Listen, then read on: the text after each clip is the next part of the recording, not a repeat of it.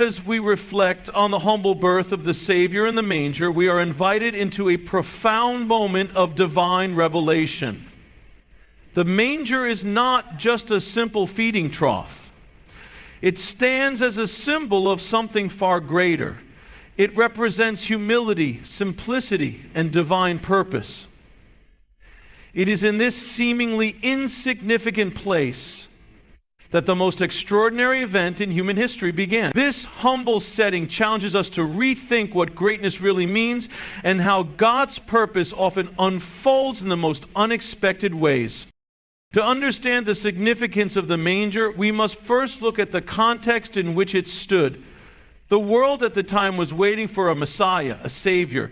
And yet the place where he arrived was not a palace or a grand home. It was a stable, a humble place where animals were kept. This image, at first glance, may seem unremarkable, but upon deeper reflection, we begin to realize that this place, this manger, was chosen deliberately to showcase one of the most important truths in life, that greatness does not come in the form of power, wealth, or recognition. True greatness, divine greatness, begins in humility.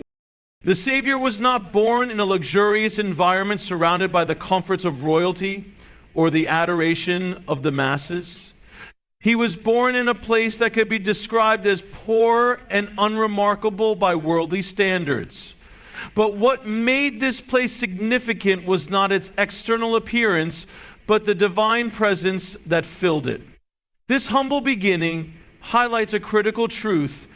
God's plans are often carried out in quiet, hidden places away from the spotlight. The world may overlook these moments, but they are never unnoticed in the eyes of the Creator.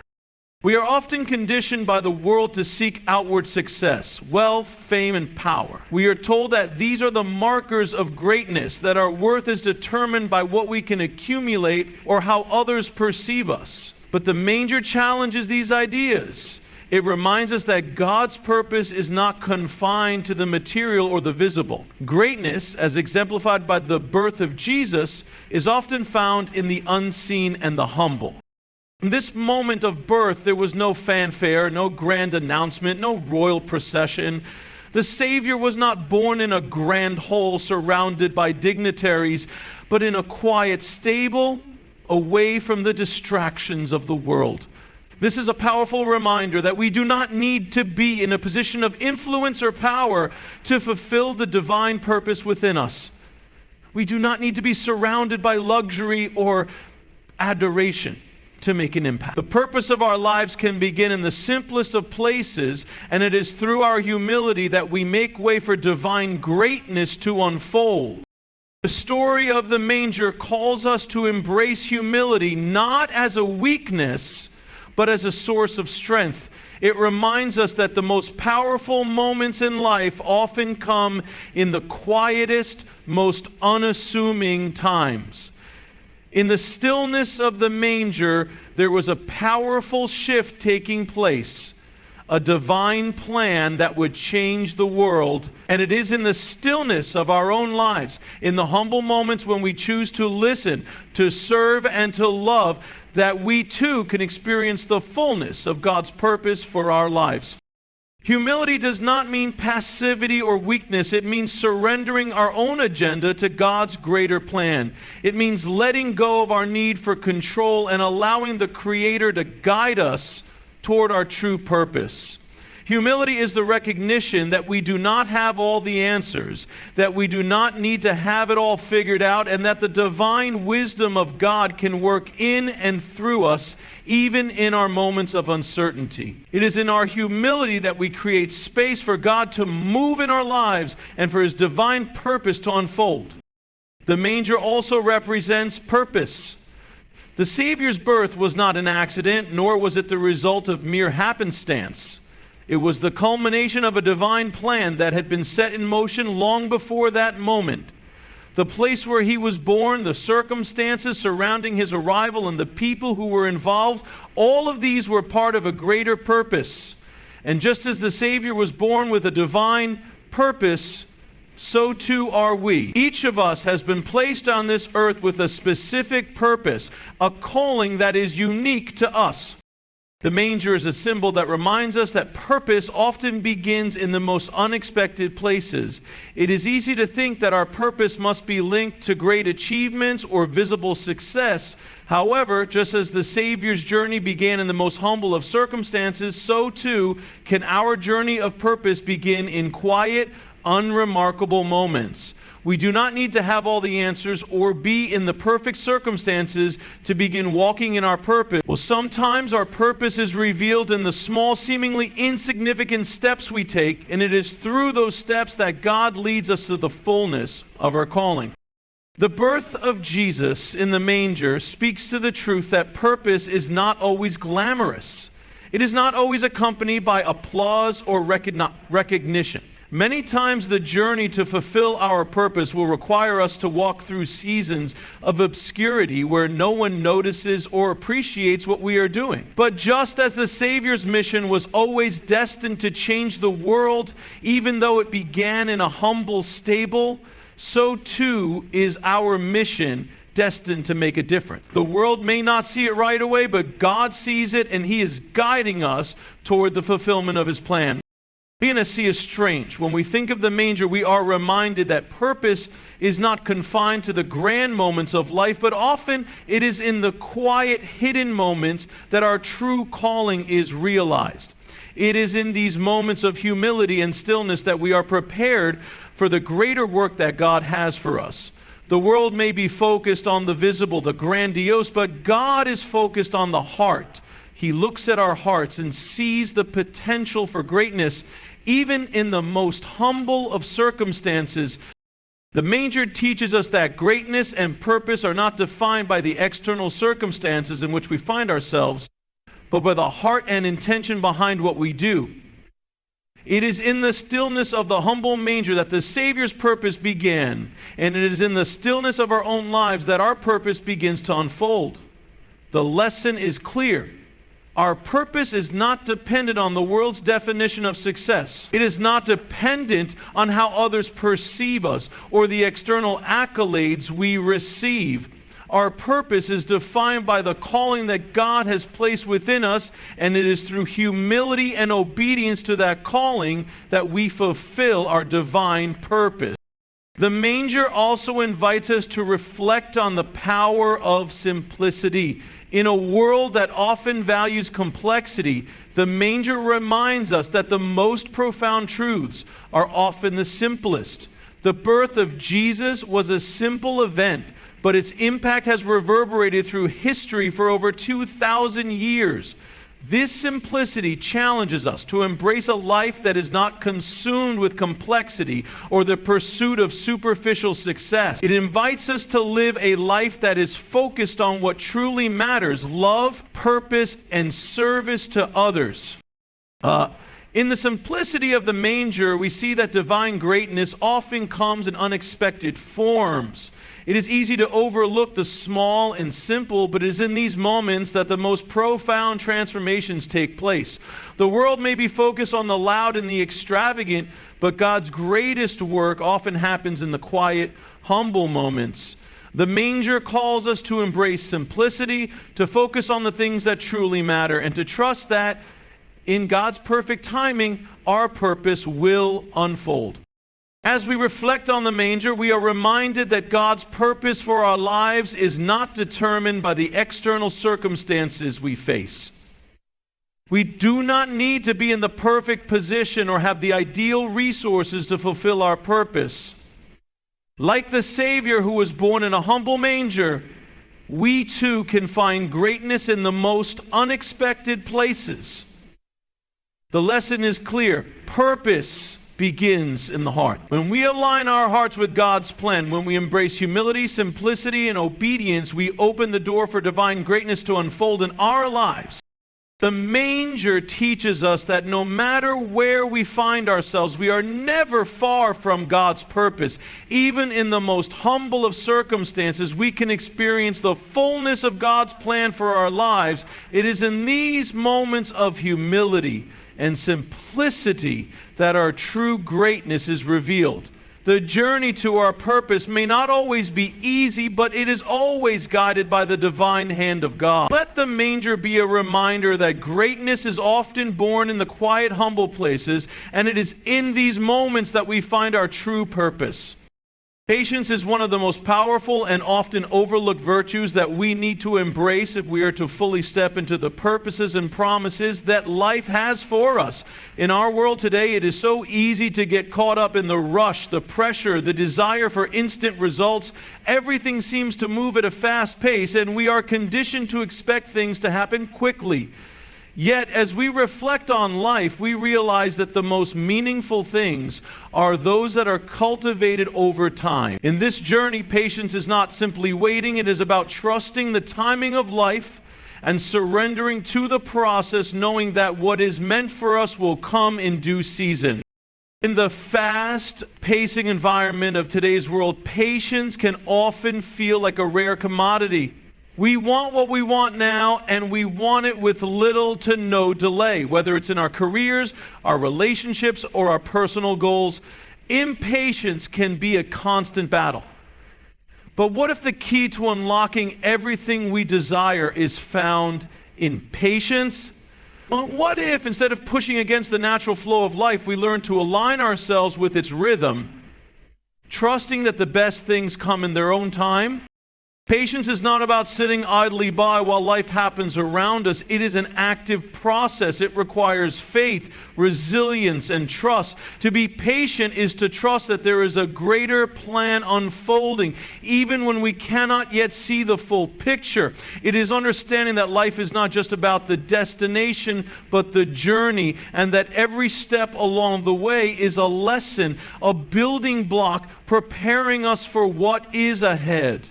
In this journey, we often experience delays, setbacks, and disappointments, but each of these moments is an opportunity to grow, to deepen our trust, and to refine our character. Consider the great moments of transformation in life. Whether it's the birth of a child, the growth of a business, or the maturing of a relationship, these milestones do not happen overnight. They take time, nurture, and the courage to stay committed when things get difficult. Likewise, the work that God does in us is not rushed.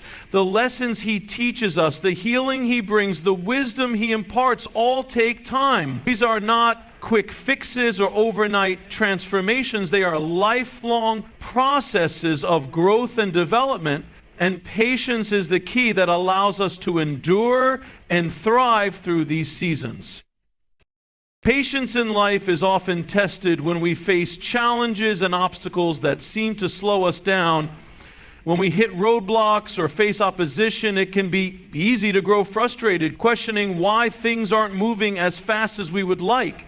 We might ask ourselves, why is this happening to me? Why am I not where I thought I would be by now?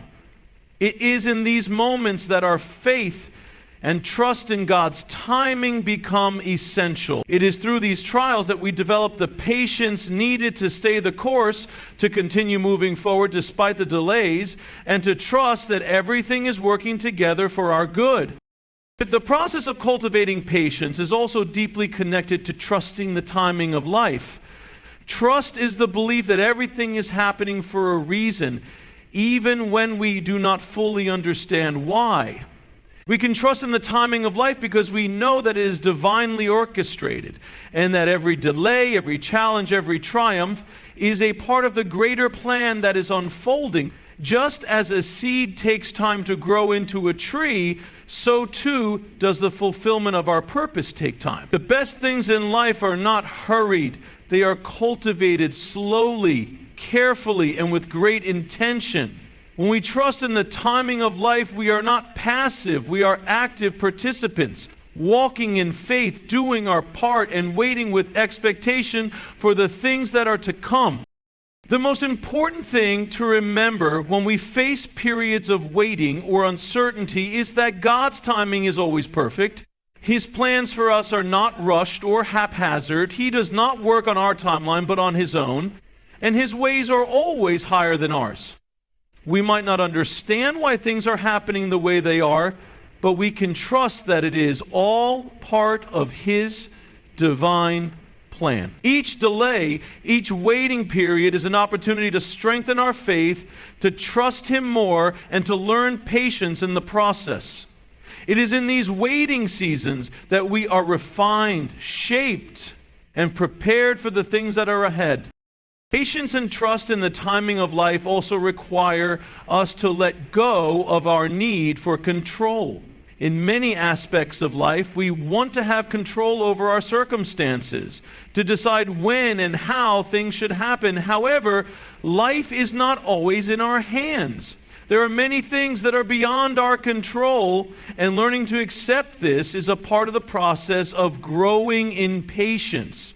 The more we try to control every aspect of our lives, the more we resist the flow of life. Trusting the timing of life means releasing the need to control the outcome and instead surrendering to the process, knowing that we are being guided to exactly where we need to be. Surrendering to the timing of life does not mean that we stop taking action. It does not mean that we sit back and wait for things to happen without effort.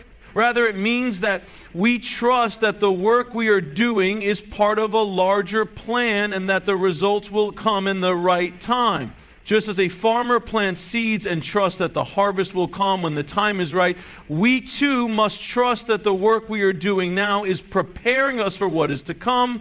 Our actions today, though they may seem small or insignificant, are laying the foundation for the future. We must trust that in due season the fruits of our labor will manifest. One of the greatest gifts that patience and trust bring is peace. When we learn to surrender to the timing of life, we release the anxiety and stress that come with trying to control everything. Instead of worrying about what we cannot change, we can find peace in the knowledge that we are exactly where we need to be. We can trust that God is working behind the scenes, orchestrating everything according to His will, and that everything is happening for our ultimate good. This peace is not based on external circumstances.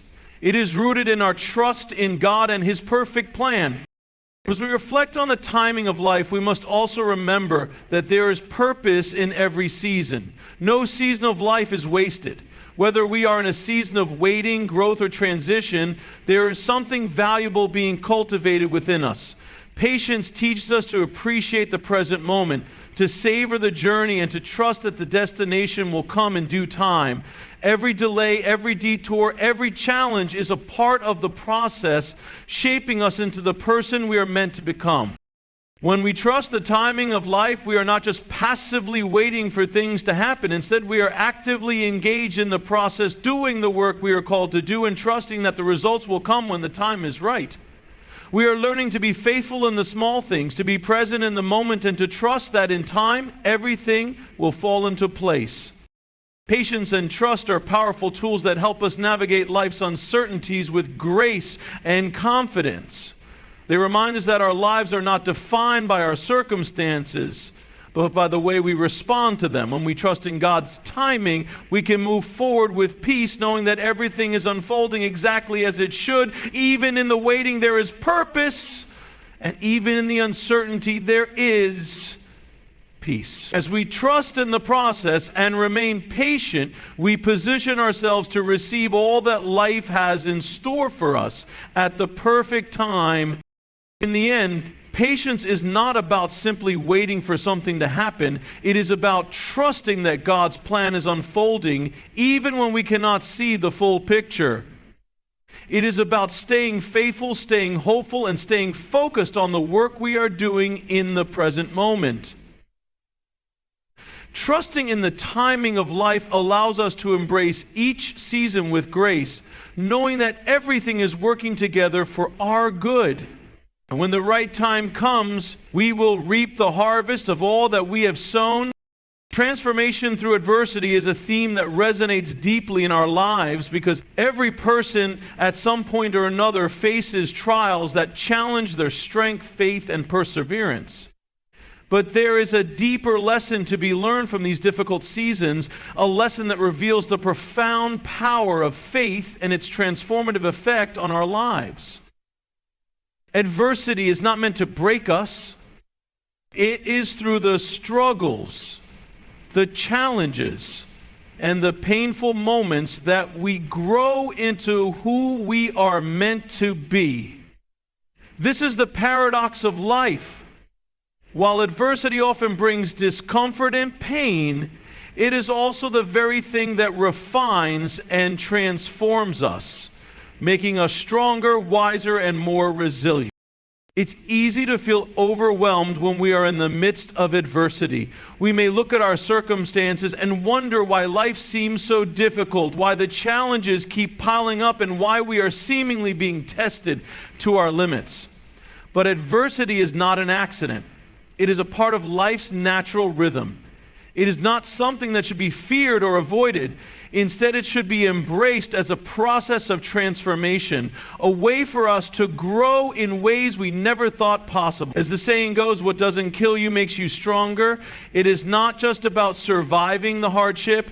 It is about emerging from it transformed. In order to understand the power of transformation through adversity, we must first recognize that the challenges we face are often the result of forces beyond our control. These forces might be external, such as a loss, a betrayal, or a failure. Or they may be internal, like a battle with self-doubt or fear. However, what is important to realize is that these trials are not in vain. They are part of a greater plan, and they carry with them the potential for great change. We may not see it in the moment, but adversity has a unique ability to bring out our true character, to reveal who we really are underneath the surface. It is in the crucible of pain and struggle that we are purified, tested, and refined. But how do we navigate these moments? How do we ensure that we don't just survive the adversity, but emerge from it transformed? The answer lies in faith. Faith is the cornerstone of transformation. It is the belief that even in the darkest times, there is purpose. It is the trust that despite our circumstances, there is a divine hand guiding us towards something greater. Faith allows us to see beyond the immediate pain and turmoil, to look toward the future with hope and expectation. It is through faith that we can endure the hardest trials and trust that in the end we will emerge stronger, wiser, and more capable of fulfilling our purpose. Faith is not always easy, especially when we are in the midst of suffering. It can be difficult to see the bigger picture when we are overwhelmed by the weight of our circumstances. But faith is not about seeing the entire path. It's about trusting that God knows where He is leading us, even when we don't. When we trust in His plan, even in the midst of adversity, we begin to experience a profound sense of peace.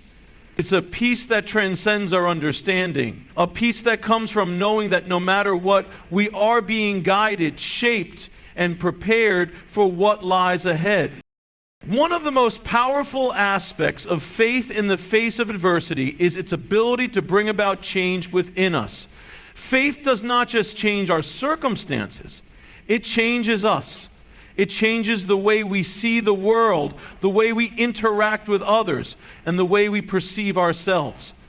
It is through adversity that our faith is tested, but it is also through adversity that our faith is strengthened. As we cling to our faith during the hardest times, we begin to develop a resilience that cannot be shaken. Our character is forged, and we learn to rely on something greater than ourselves. This is the essence of true transformation, becoming the person we were always meant to be, not in spite of the challenges, but because of them. As we endure adversity, we are called to grow in two critical areas: endurance and perspective. Endurance is the ability to keep going even when the journey is long and difficult. It is the strength to persist through the challenges, knowing that each step forward brings us closer to our breakthrough. It is easy to give up when things get tough, but true transformation happens when we continue to move forward, even when we feel like quitting. Endurance is built through small, consistent actions. By taking one step at a time, by holding on to our faith, and by trusting that the breakthrough is just around the corner. Perspective is equally important during times of adversity. How we see our circumstances can either propel us forward or hold us back.